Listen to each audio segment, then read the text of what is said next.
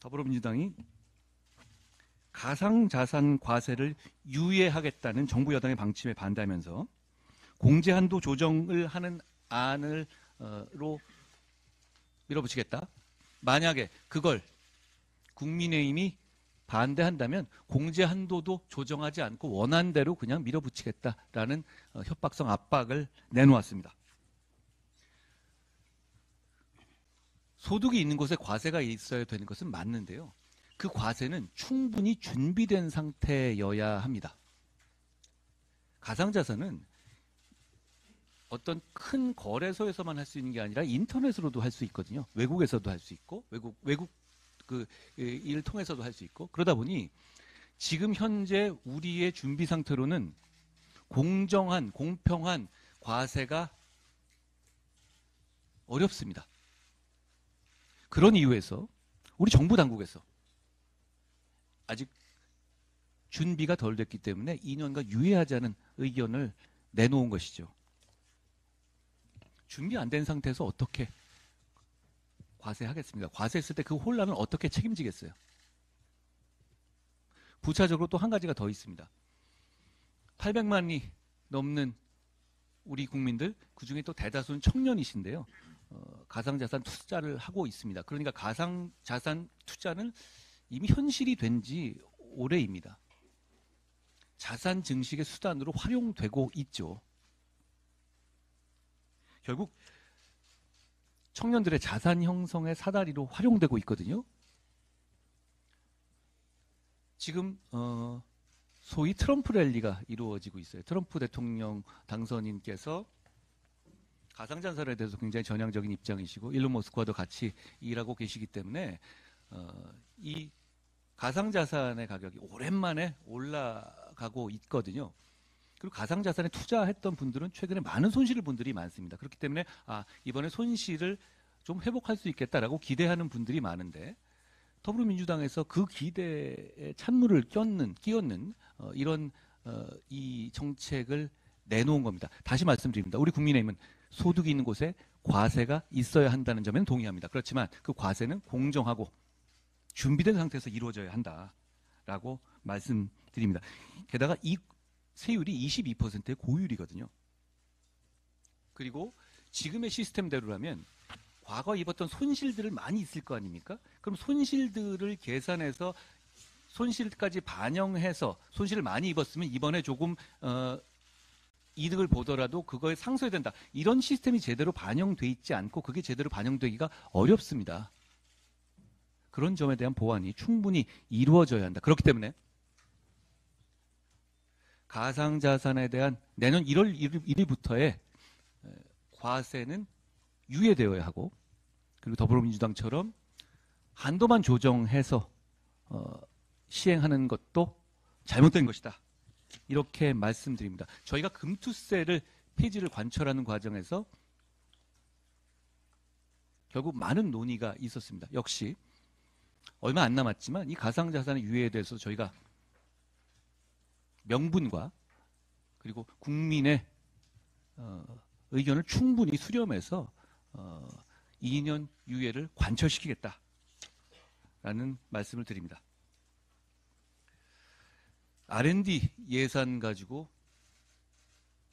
더불어민주당이 굉장히 우리 국민의힘과 정부를 공격했었습니다. 그리고 그 과정에서 저희가 충분히 설명이 부족했고 부족했던 점을 인정하고 반성하기도 했었죠. 저희가 R&D 예산에 대해서 나라의 근간을 지키는 R&D 예산에 대해서 그렇기 때문에 더 정부와 여당이 이번에는 많은 예산을 할당하고 그리고 그걸 관철시키기 위해서 설명하고 있습니다. 그런데 정작 더불어민주당은 카르텔 운운하면서 대폭 이 R&D 예산을 삭감하겠다고 나서고 있습니다. 대표적으로 민관 합작 선진 원자로 수출 기반 구축 사업 예산을 90% 삭감했습니다. AI, 클라우드 신기술 보안 대책을 마련하기 위한 제로 트러스트 신보안 체계 실증 확산 사업의 예산도 정부 안에 절반으로 삭감했습니다. 이번 G20 정상회담에서 원전 수소 등을 포함한 무탄소 에너지의 확대를 선언했습니다. AI 등의 전력 이 필요성 등을 충분히 고려한 실리적인 고치일 겁니다. 그런데 이 차세대 원자로 기술은 안전성과 경제성이 입증된 기술로 전 세계적으로도 투자가 이루어지고 있는 원전 기술입니다. 이런 R&D를 삭감한 것이죠. 제로 트러스트 사업은 공공 데이터의 공유와 AI 등의 신기술을 활용한 신기술 활용을 위한 기반이 되는 것입니다. 지금 AI 혁명의 시대에 있어서 대한민국의 발전, 우상향을 위해서 복지국가로 가는 길을 위해서 반드시 필요한 예산입니다. 결국 민주당은 R&D 문제에 대해서도 그냥 국민의힘이 하면 반대한다 라는 입장으로 접근하고 있는 것 같습니다. 저희는 R&D 문제, 과학으로 나라를 세우는 문제에 대해서는 정쟁의 기름기를 빼고 접근해야 한다고 생각합니다. R&D 예산, 우리 예산 심사 과정에서 반드시 살려내겠다라는 말씀을 드립니다.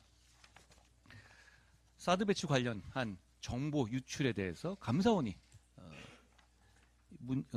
사실을 확인해서 필요한 조치를 했습니다. 감사원 감사 과정에서 민주당 정부가 사드 교체와 관련한 한미 군사 작전의 일정 등을 중국에 보고한 정황이 포착됐다는 것이죠. 당연히 해당 군사 정보는 2급 비밀에 해당한다고 합니다. 외국에 우리 군의 비밀 정보를 그리고 우리 동맹인 한미 동맹의 공동 군사 정보를 넘긴 것입니다. 지난 정부 당시 산불 1한 기억하십니까? 사드 추가 배치, 미국 미사일 방어 체계 참여, 한미일 군사 동맹을 불가하다. 사드 운영은 제한하겠다. 사실 이건 중국의 환심을 사기 위해서 사실상 대한민국의 군사 주권을 포기한 행태였습니다.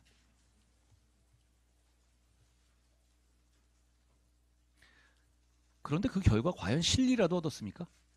당시에 오히려 중국은 우리에게 경제적으로 보복을 가하기도 했고 그리고 북핵 억제를 위해서 어떤 행동에 나서지도 않았습니다.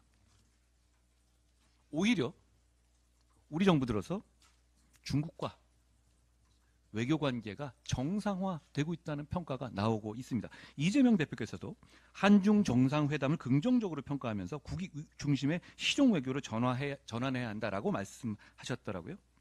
실제로 윤석열 대통령과 시진핑 수석이 정상회담을 했고 양국 간 고위 간 소통 역시 이루어지고 있습니다. 우리 정부의 입장은 국익 중심의 실용 외교를 펼쳐야 한다는 겁니다. 그러기 위해서는 국가로서 당당한 입장을 견지하는 것이 오히려 더 실용적인 이익을 얻는 데 유리하다는 것이죠.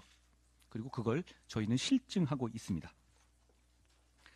민주당도 우리 정부가 국익 중심의 실용 외교를 펼칠 수 있게 협조해 주시길 바랍니다. 그리고 사드 배치 지연 및 군사 기밀 유출과 관련해서는 철저하게 조사가 이루어지고 진실이 밝혀져야 한다라는 말씀을 드리겠습니다. 저는 오늘 여기까지 하겠습니다.